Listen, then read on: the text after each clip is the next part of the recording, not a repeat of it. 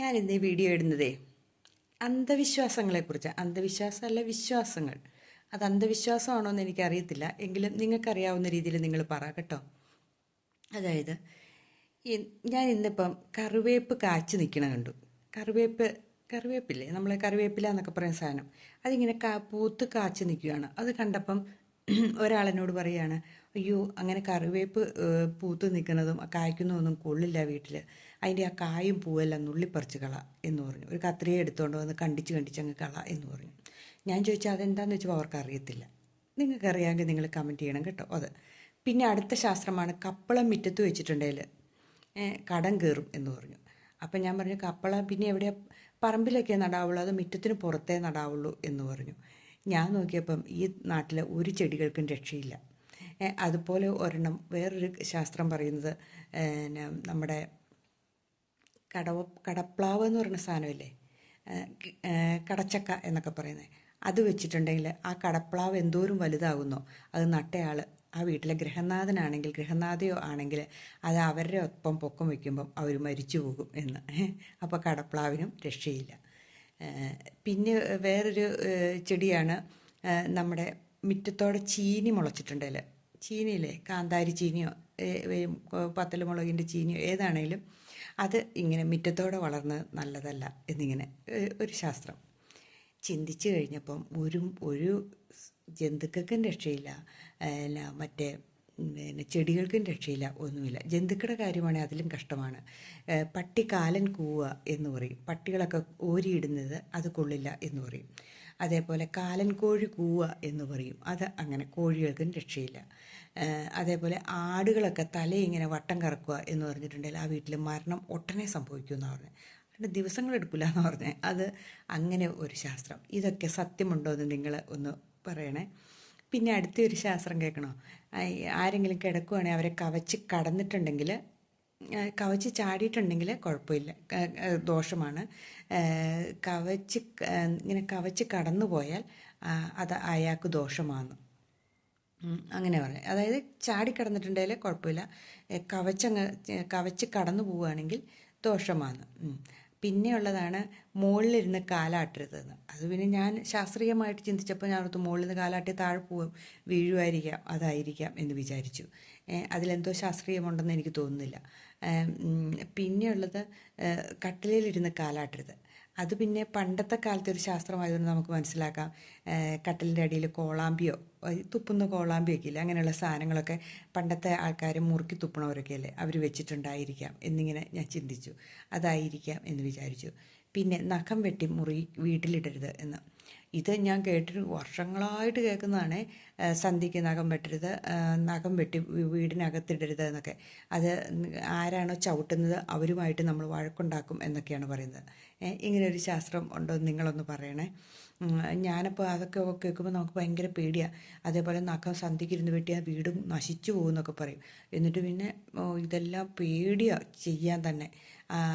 ഒന്ന് ഓർത്ത് നോക്കിയാൽ. പിന്നെ ഉള്ള പടിവാതിലിരിക്കില്ല, അതൊക്കെ നിങ്ങൾ കേട്ടിട്ടുള്ളതായിരിക്കാം. ഇപ്പോഴത്തെ വീടുകൾക്ക് പടിവാതിലും ഇല്ല അല്ലേ, അതുമില്ല. പിന്നെ എന്നതാ, കൈക്കല പിടിക്കുന്ന തുണി, അതായത് നമ്മൾ കഞ്ഞിയൊക്കെ വാർക്കാൻ ഉപയോഗിക്കുന്നതൊക്കെ തുണിക്ക് തീ പിടിച്ചിട്ടുണ്ടെങ്കിൽ അത് വീടിന് ദോഷമാണെന്ന് പറയും. അത് ശരിക്കും പറഞ്ഞിട്ടുണ്ടെങ്കിൽ അത് പൊള്ളുമെന്ന് ഓർത്തോണ്ട് പറയുന്നതായിരിക്കും എന്ന് ഞാനിങ്ങനെ വിചാരിച്ചു. അത് ശരിയായിരിക്കും അല്ലേ? കൈ പൊള്ളും, തീ കയറി പിടിച്ച് അറിയാണ്ടിരുന്നിട്ടുണ്ടെങ്കിൽ പൊള്ളൂല്ലേ കൈ. അതേപോലെ കടുക് തൂളിയാൽ കടം കയറും എന്ന്. അപ്പോൾ കടുക് തൂളിയിട്ടുണ്ടെങ്കിൽ അത് പെറുക്കിയെടുക്കാൻ ഭയങ്കര പാടായതുകൊണ്ടായിരിക്കാം അങ്ങനെ പറയുന്നതെന്ന് ഞാൻ ചിന്തിച്ചു. അതായിരിക്കാം. ഇതിനൊക്കെ നിങ്ങൾ അഭിപ്രായം പറയണം കേട്ടോ. ഇനിയുള്ള ഇങ്ങനെ വേറെ വല്ല വിശ്വാസങ്ങളും ഉണ്ടെങ്കിൽ അതും പറയണേ. അതേപോലെ കരിന്തിരി കത്തിയിട്ടുണ്ടെങ്കിൽ ദോഷമാണ്. അപ്പോൾ ചില നാടുകളിലൊക്കെ കരിന്തിരിയേ കത്തിക്കുള്ളൂ.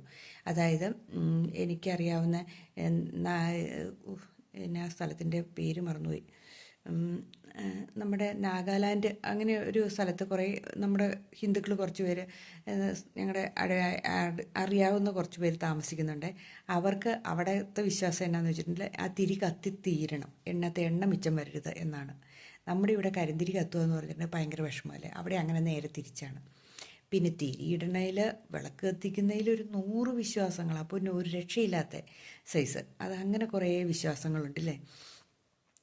പിന്നെയുള്ളത് എന്നാന്ന് വെച്ചിട്ടുണ്ടെങ്കിൽ, പിന്നെ എന്നാ ഈ മെച്ചിങ്ങ എന്ന് പറയുന്ന സാധനമല്ലേ, മെച്ചിങ്ങ തെങ്ങിൻ്റെ അത് താഴെ വീണിട്ടുണ്ട് ഓടി ചെന്നെടുത്ത് കടിക്കും. അതെന്നാന്ന് വെച്ചിട്ടുണ്ടെങ്കിൽ നിറച്ച് കായ്ക്കാനാണ്, അല്ലെങ്കിൽ എന്നെ മെച്ചിങ്ങനെ തൊട്ടില്ലെങ്കിൽ കുടുംബം മുടിഞ്ഞു പോകുന്നു.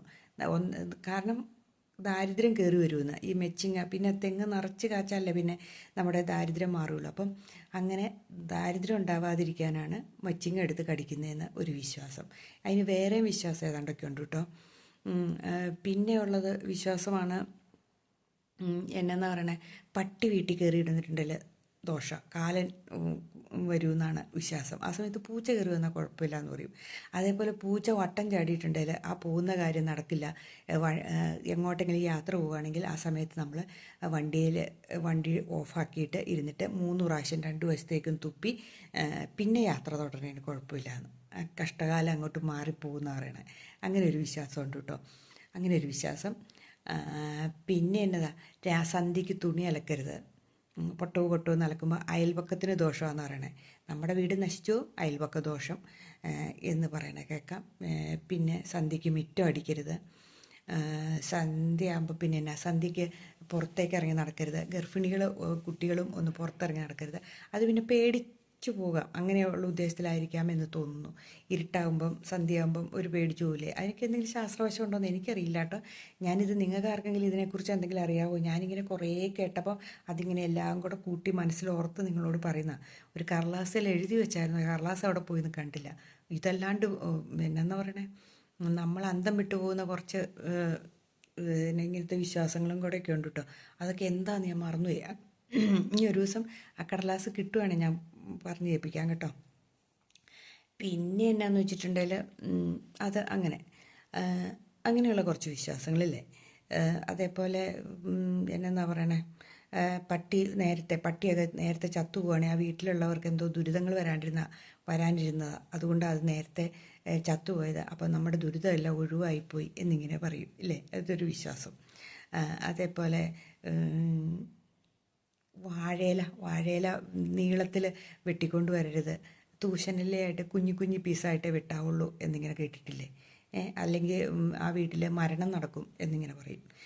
ഇങ്ങനെയുള്ള വിശ്വാസങ്ങൾ കാരണമുണ്ടല്ലോ, അന്ധവിശ്വാസം കാരണം ചില വീടുകളിൽ പെട്ട് നിൽക്കുക, എന്താ ചെയ്യേണ്ടതെന്ന് അറിയാൻ മേലാതെ. വിളക്ക് വെക്കണേൽ 1000 വിശ്വാസങ്ങൾ ഇങ്ങനെയൊക്കെയുണ്ട്. അതേപോലെ വീട്ടിൽ നിന്ന് ഇറങ്ങുമ്പോൾ കണി കാണുന്നത് വിശ്വാസം. അവരെ കണി കണ്ടാൽ കൊള്ളില്ല, ഇവരെ കണി കണ്ടാൽ കൊള്ളില്ല, അങ്ങനെയായി എന്നും പറഞ്ഞുള്ള വിശ്വാസങ്ങൾ. പിന്നെ കാറുകാൻ മാടത്താന്നൊക്കെ പറയുന്ന സാധനം, അതിന് ഒരെണ്ണത്തിനെ കണ്ടാന്ന് ദുരിതമായിരിക്കും എന്ന് പറയണത്. പിന്നെ സ്കൂളിലൊക്കെ പഠിച്ചുകൊണ്ടിരുന്നപ്പോൾ ചാണകത്തിൽ ചവിട്ടിയിട്ടുണ്ടെങ്കിൽ അന്ന് അടി കിട്ടുമെന്ന് ഉറപ്പ്. അപ്പം പാണലിൻ്റെ ഇല മേടിച്ച് പറിച്ച് പുസ്തകത്തിൽ വെച്ച് പോകുന്ന ഒരവസ്ഥ. ഓർത്ത് നോക്കിയേ, എന്തോരം പറയാനാണെങ്കിൽ 100 അന്ധവിശ്വാസങ്ങളുടെ ഇടയ്ക്കാണ്. ഇതിനകത്ത് കുറച്ചൊക്കെ ചിലപ്പം എന്നാന്ന് പറഞ്ഞാൽ നല്ലതായിരിക്കാം. കാരണം നമുക്ക് അപകടങ്ങൾ വരാണ്ടിരിക്കാൻ വേണ്ടിയിട്ട് കുറച്ച് കാര്യങ്ങളൊക്കെ പറയുന്നത്. കുറച്ചൊക്കെ കാര്യങ്ങൾ ചുമ്മാ വെറും അന്ധവിശ്വാസങ്ങളാണ് എനിക്ക് തോന്നിയിട്ടുള്ളത്. ഇനി ഇതിനെക്കുറിച്ച് എന്തെങ്കിലും നിങ്ങൾക്കറിയാമെങ്കിൽ, ഇങ്ങനെയുള്ള വിശ്വാസങ്ങൾ അറിയാമെങ്കിൽ ഒന്ന് കമൻറ്റ് ചെയ്യണേ, എനിക്കും കൂടെ അറിയാൻ വേണ്ടിയിട്ടാണ്. അപ്പം ഇന്നത്തെ വീഡിയോ ഇതേ ഉള്ളൂ കേട്ടോ. അപ്പോൾ എല്ലാവർക്കും ബൈ.